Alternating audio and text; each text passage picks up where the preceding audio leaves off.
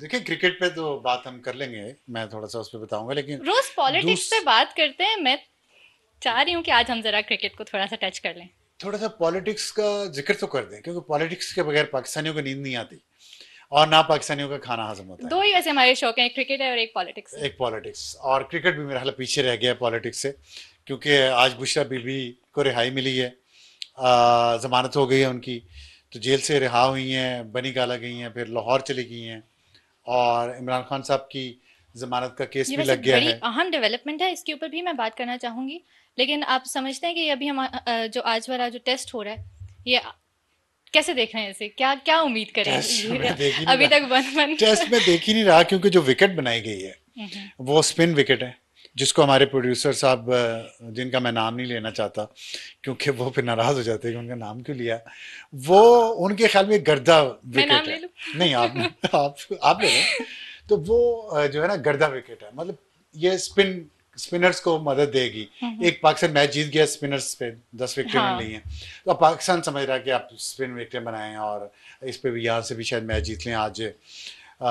जेन Marriott जो England की high commissioner है पाकिस्तान में, उन्होंने भी यहाँ एक बच्चों के मैच को अटेंड किया, और स्कूल में, इंटरव्यू भी पब्लिक दिया। स्कूल में इंटरव्यू भी दिया। वो भी सपोर्ट कर रही हैं, और हम्म। पाकिस्तान का कोई एक बहुत क्रिकेटर उनका बड़ा फेवरेट है, जिसको वो नाम नहीं ले रही, वो कह रही मैं नाम लूंगी तो लोग नाराज हो नाराज हो जाएंगे। जाएंगे। अब वो कौन सा क्रिकेटर हो सकता है जिसका नाम लेने से लोग नाराज हो जाएंगे? मौजूदा है, पुराना है, कुछ नहीं पता। लेकिन जो आपने अभी जिक्र किया ना क्रिकेट के, क्या आपने कहा कि अच्छी खबरें आ रही हैं क्रिकेट से या बेहतर हो रही है? बेहतर हो बेहतर रही हो है, रही है। क्योंकि पिछला एक मैच तो हम जीत गए आप हैं। वजह उसकी पहला खुद ही बहुत। बता दें बेहतर होने की, कि बाबर आजम और शाहीन। अच्छा, आप ये बता समझते हैं? तो मेरा तो यही ख्याल है कि उनको टीम आप चेंज हुई देखें, है। प्रोग्राम से पहले जो आपने कहा है बात, अब वो ऑन कैमरा भी कहें कि बाबर आजम और शाहीन शाह को निकाला है क्रिकेट टीम से, तो ये वैसे मैंने सुना है, बरकत कहा आप ये ये जा कहना चाह रहा है रहे थे कि बरकत आ गई है। पॉलिटिक्स कम हो गई है और अब जो है गेम के ऊपर फोकस हो रहा है, तो खैर। पॉलिटिक्स हमारी शायद कभी भी कम ना हो, अगर पॉलिटिक्स कम हो जाए और हम अपने अपने काम पे फोकस करें ना सब, हम्म। तो ये मुल्क आगे जा सकता है। आगे लेकिन बढ़ते हर हैं। चीज में पॉलिटिक्स डाल देते हैं, चाहे वहां उसकी जरूरत हो या ना हो, और तड़का जहां लग जाता है पॉलिटिक्स ना। होनी चाहिए हम्म। वहां हम उनको मना करते हैं, ये पॉलिटिक्स क्यों कर रहे हैं? ये सर, बड़ा अजीब सा हमारा कॉन्ट्रडिक्शन है। बुशरा बीबी की जो रिहाई हुई है, और साथ ही इमरान खान साहब के हवाले से इस्लामाबाद हाई कोर्ट ने भी बड़े अहम फैसले दिए हैं। एक उसमें यह है कि पिम्स का मेडिकल बोर्ड तश्कील दे दिया जाए। उसमें जो खान साहब के पर्सनल डॉक्टर हैं, फैसल सुल्तान, उनको भी शामिल करने की हिदायत दी है। फिर उसके बाद उनकी बहन से मुलाकात का भी कहा है कि 26 अक्टूबर को करवाई जाए। आप इन सारे इवेंट्स को इकट्ठा करके देख रहे हैं या नहीं? इतनी कोई बड़ी सिग्निफिकेंस नहीं है। मैं इन इवेंट्स को इकट्ठा देख रहा हूँ, इकट्ठा करके देख रहा हूँ, और इसमें आप एक इवेंट और डाल लें, हम्म। बल्कि दो डाल लें, और वो दोनों जस्टिस मंसूर से रिलेटेड हैं। अच्छा। एक तो उन्होंने खत लिखा है चीफ जस्टिस ऑफ पाकिस्तान को आज, हम्म। और जिसमें उन्होंने थॉमस मूर को भी कोट किया है, और a man for all seasons, तो उस पर ज़रा बात करेंगे, quote end quote. Quote end quote, और अ ये मैन फॉर ऑल देखेंगे कि ये सीजन्स। कोट किस किस पे फिट आता है। हम्म। और दूसरा ये कि उनके बारे में दो सहाफ़ी हैं पाकिस्तान के, अच्छे सहाफ़ी हैं, अंसार अब्बासी साहब दोस्त है हमारे, सीनियर हैं, और फ़खर दुरानी वो भी हमारे दोस्त हैं और सीनियर सहाफ़ी हैं। उन्होंने व्लॉग अपने अपने में एक बड़ी ख़तरनाक बात की तरफ निशानदेही की है, हम्म। जो जस्टिस मंसूर साहब की तरफ इशारा जाता है। एक ने तो नाम भी ले लिया कि, चलें उस पर बात करेंगे, पहले आपने जहाँ से शुरू किया है बुशरा बीबी बुशरा वाली बीबी। बात, उस पर कर लेते हैं। तो देखें, आपसे कल बात हुई थी कि अब नया चीफ जस्टिस आ गए हैं, काजी फाइजा साहब जा रहे हैं रिटायर होके, तो यूट्यूबर्स की वो तो ख़त्म हो गई, जो उन्होंने एक डॉलर अर्निंग कैंपेन लॉन्च की हुई थी कि काजी फाइजा के लिए ये अमेंडमेंट आ रही है, उनके लिए आ रही है, तो वो तो बात गलत साबित हो हम्म। गई।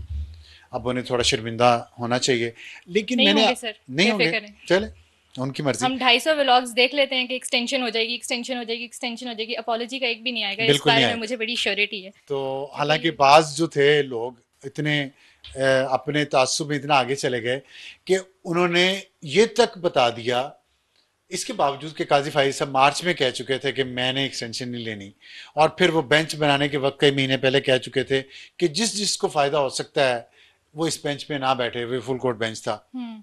तब भी उन्होंने अपना जेहन वाजे कर दिया था। लेकिन कुछ यूट्यूबर्स ऐसे हैं, वो जर्नलिस्ट भी हैं, वो प्लान ए, वो काम नाकाम होगा काजी फाइज ईसा का तो प्लान बी, वो नाकाम होगा तो प्लान सी, वो भी नाकाम होगा तो प्लान डी भी तैयार किया हुआ काजी फाइज ईसा ने अपनी एक्सटेंशन के लिए। अब मैं सोचता हूं कि उन्हें कुछ एहसास करना चाहिए कि आप जर्नलिस्ट हैं, व्लॉग करते हैं, लोगों तक आप सच लेके आने लाने का दावा करते हैं, आप इस तरह की अफवाहें फैला के झूठ बोल के उस दिन तो आप डॉलर कमा लेते हैं, लेकिन अगले दिन आप ज़मीर अपना काम सुला देते हैं और डॉलर कमाने के लिए। बात यह है कि इसी तरीके की यही इन्हीं अननोन सोर्सेज से चीजें न्यूज़पेपर के अंदर अब कोट हो रही होती हैं, जाहिर है, और इन्फ्लुएंस है ना, ये everything bleeds into each other. Digital media पे जो कुछ आता है वो मेन स्ट्रीम मीडिया पे जाता है, वहां से जो आता है वो डिजिटल मीडिया में आ जाते हैं। जैसे मैंने अभी आज आपको कोट किया है जस्टिस मंसूर के बारे में जो कहा जा रहा है और बहुत खतरनाक बात जो कही जा रही है, मैं उस पर बात करूंगा लेकिन प्रोग्राम के आखिर में। लाइन कहाँ पे ड्रॉ हो कि लाइन कम से कम एक इस तरह की बात तो करें जो रीजनेबल हो और जिस तरह की एलिगेशंस कम से कम साबित ना हो। इसमें जो आप गवर्नमेंट का किरदार है उसको कैसे देखते हैं? जैसे काजी फाइज ईसा साहब के बारे में उन्होंने मार्च में कह दिया कि एक्सटेंशन नहीं देंगे, मई तक, जून तक राना सनाउल्लाह साहब ये कहते रहे कि काजी फाइज ईसा किसी पर्सन स्पेसिफिक चीज़ के बारे के हक में नहीं है और हम भी जो मुद्दत है वो सबके लिए बढ़ाएंगे। तो ये सारी चीज़ें एडअप होती हैं और एक शख्स के खिलाफ एक प्रॉपर कैंपेन बन जाती है। जी, इस कैंपेन के पीछे सियासी जमातें भी हैं और कुछ और लोग भी हैं, जुडिशरी के अंदर बहुत सारे लोग हैं, बहुत सारे एलिमेंट्स हैं जो इसके खिलाफ से, जिसका खत भी आज जिसका मैं जिक्र कर रहा हूँ वो भी है। अब जाते हुए तो किसी के बारे में इस तरह कम से कम नहीं बात करनी चाहिए, लेकिन खैर ये मैंने हम इस पे हम बात आगे चल के करेंगे और हुकूमत का भी इसमें बहुत नेगेटिव रोल रहा है, ये मैं आपको बता दूं और जो उस पर बात करेंगे। लेकिन पहले मैं बुशरा बीबी का जो आज ज़मानत हुई है और उसमें अदलिया का जो किरदार है और अदलिया का जो रोल है, जब मैं कल जिक्र कर रहा था आपसे, जब क्वेश्चन हुआ था, कोई बात हुई थी, तो आपने कहा था कि अब ये चीज़ें पुरस्कून हो जाएंगी, मुल्क आगे बढ़ेगा, और आपने एक तजवीज़ भी पेश की थी कि क्यास से बचने के लिए जस्टिस मंसूर ही को चीफ जस्टिस बना देते तो कितना अच्छा होता, जिसपे मैंने कहा था कि ये अखलाकी तौर पे मुनासिब नहीं। लेकिन आज जस्टिस मंसूर ने क्यास का लफ्ज़ अपने ख़त में भी इस्तेमाल कर लिया है, क्योंकि चीफ जस्टिस तो नहीं बन सके, अब वार्निंग दे रहे हैं क्यास की, जो कल आप भी जिसका जिक्र करें। तो ये जो अदलिया का जो रोल है ना, अदलिया का लार्जर देन लाइफ, अदलिया जो अपने आप को किंग समझती है और अदलिया चाहती है कि वो लोगों को घर भेजे, अवाम के मुंतखब नुमाइंदों को, और वो फैसला करे कि इस मुल्क का हुक्मरान किसको होना है, 4-5 लोग मिलके। तो वो रोल अभी ख़त्म नहीं हुआ, वो अभी चलेगा। और ये जो अब आपने देखा है, जैसे मैंने आपको बताया है कि आज खान साहब की मुलाकात हुई है अपने वकला के साथ, वकला ने बाहर निकल के अभी कोई बात नहीं की, वो जो की है वो ज़्यादा अभी खुल के अभी उन्होंने बात नहीं की, तो जाहिर आहिस्ता आहिस्ता बातें बाहर निकलेंगी। मैं ये कहना चाह रहा हूँ कि जो अदलिया का रोल है खान साहब के लिए, एक जो नरम गोशा है जो दूसरी सियासी जमातों के लिए नहीं है, उस शिद्दत के साथ या नहीं है जिस शिद्दत के लिए खान साहब के साथ है, जिसका इजहार हमें वो जस्टिस मंसूर साहब के बारे में जो कहा जा रहा है उसमें भी मिलता है। तो और बाकी भी जजिस के बारे में ये बातें आती हैं, उससे कश्मकश कभी जारी रहेगी। जो बात यह है कि जब इस्टेब्लिशमेंट, मैंने आपको बताया बहुत सारे कंपोनेंट्स होते हैं इस्टेब्लिशमेंट के, सिर्फ फौज नहीं होती, अदलिया भी होती है, मीडिया भी होता है, बिजनेसमैन भी होते हैं, सियासतदान भी होते हैं। उस इस्टेब्लिशमेंट में मिलिट्री का रोल डोमिनेंट था, लेकिन अदलिया सबसे बड़ा उनका सहारा थी, सबसे बड़ा कंधा अदलिया का था।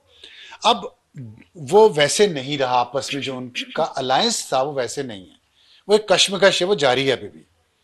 अब अदलिया चाहती है, अनफॉर्चुनेटली, कोई अच्छा काम अदलिया चाहती होती तो मैं शायद तारीफ भी करता, लेकिन अफसोस इस बात का है कि अदलिया पावर गेम में पड़ी हुई है, पॉलिटिक्स में पड़ी हुई है, पॉलिटिक्स करना चाहती है, कर रही है, और अपना हिस्सा इस पावर गेम में ज्यादा लेना चाह रही है।